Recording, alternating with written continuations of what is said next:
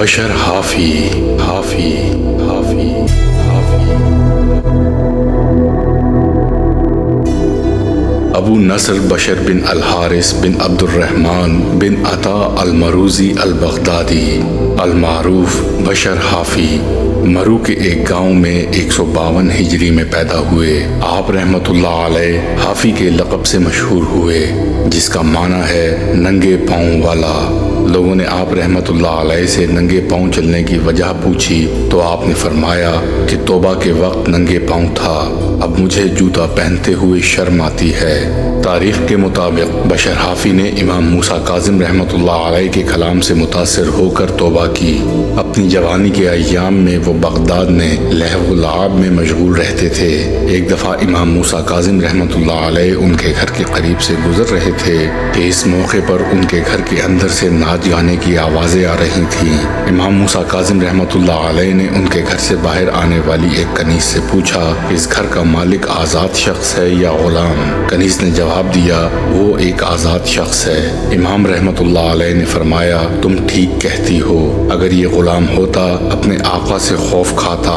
جب کنیز گھر میں داخل ہوئی تو اس نے امام کاظم رحمت اللہ علیہ کے ساتھ ہونے والی ملاقات کا حال بیان کیا اور امام رحمت اللہ علیہ کا جملہ دہرایا۔ بشر رحمت اللہ علیہ پر اس کلام کا بہت گہرا اثر پڑا۔ وہ ننگے پاؤں گھر سے باہر آئے اور امام موسیٰ کاظم رحمت اللہ علیہ کے پیچھے ننگے پاؤں بھاگتے چلے گئے اور امام رحمت اللہ علیہ سے ملاقات کی، اور آپ سے ہونے والی گفتگو کے نتیجے میں بشر حافی رحمت اللہ علیہ نے اپنے غلط کاموں سے ہمیشہ ہمیشہ کے لیے توبہ کر لی۔ بعض صوفیاء کرام کی کتابوں میں بھی بشر حافی رحمت اللہ علیہ کی حالات زندگی میں اس واقعے کو نقل کیا گیا ہے، لیکن امام موسیٰ کاظم رحمت اللہ علیہ کا کہیں نام نہیں لیا گیا۔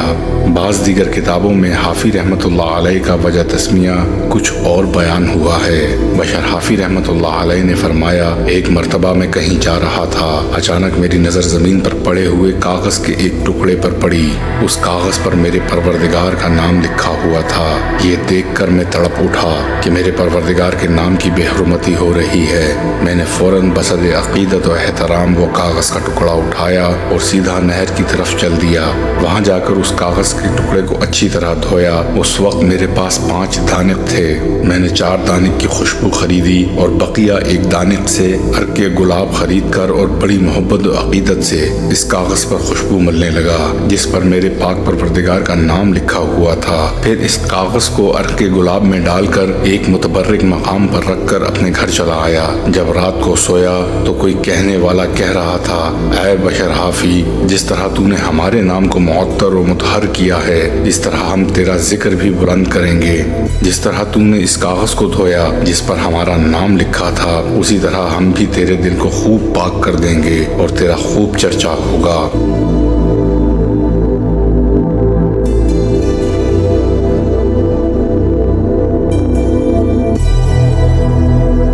بغداد میں ایک تاجر رہتا تھا جو ہمیشہ بزرگان دین کی برائی کرتا تھا۔ ایک شیخ فرماتے ہیں کچھ عرصے بعد میں نے اسے بزرگان دین کی صحبت میں بیٹھے دیکھا۔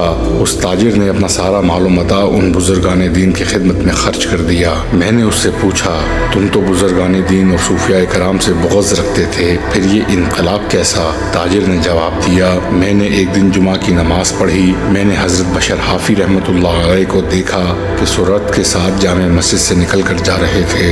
میں نے اپنے جی میں کہا کہ دیکھوں اس شخص کو جو بہت بڑا صوفی مشہور ہے اور ایک لہجہ مسجد میں نہیں ٹھہرتا، یہ جاتا کہاں ہے؟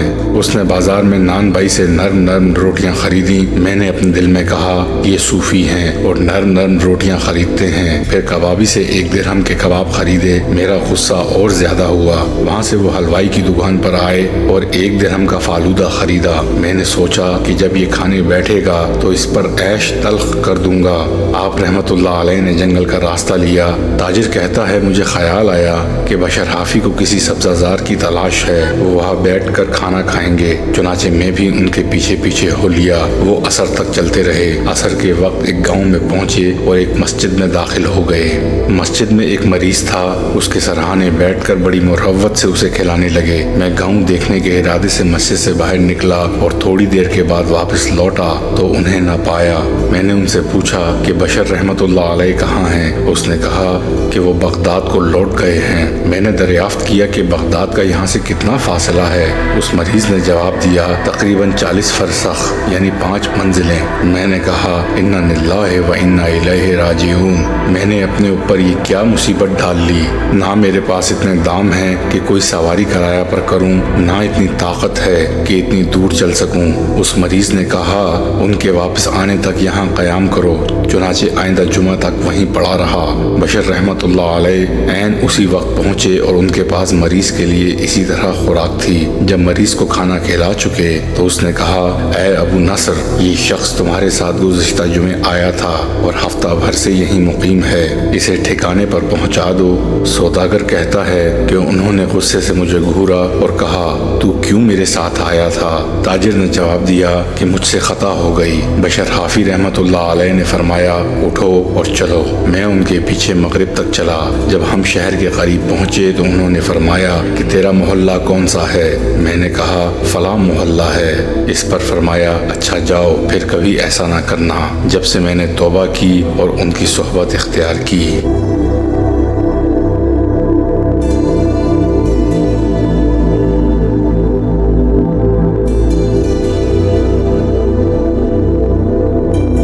حضرت بشر حافی رحمت اللہ علیہ نے جب توبہ کی سعادت حاصل کی اور اپنے مرشد پاک سے گلیم و صوف سے سرفراز ہوئے اور اس کو پہننے کا شرف حاصل کیا تو پھر اس کے بعد 40 برس تک آپ کو کسی نے بھی مسکراتے ہوئے نہیں دیکھا۔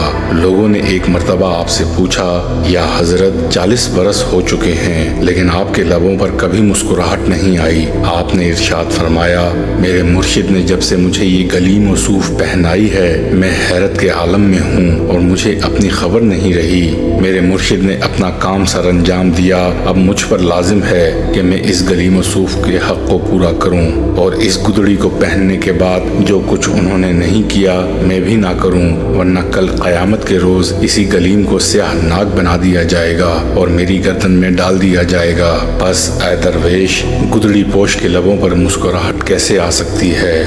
بشر حافی رحمت اللہ علیہ کا انتقال 11 ربیع الاول 227 ہجری بمطابق 28 دسمبر 841 عیسوی کو بغداد میں ہوا۔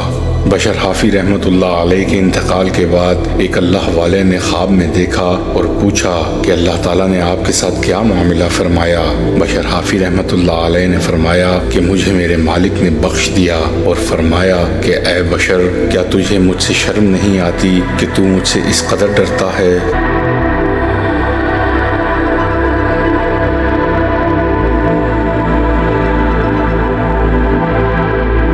یہی تھی آج کی ہماری ویڈیو۔ اگر ویڈیو پسند آئے تو برائے مہربانی ویڈیو کو لائک، شیئر اور سبسکرائب کیجیے گا۔ میری اور میری ٹیم کی حوصلہ افزائی کیجیے گا۔ ملتے ہیں اگلی ویڈیو میں۔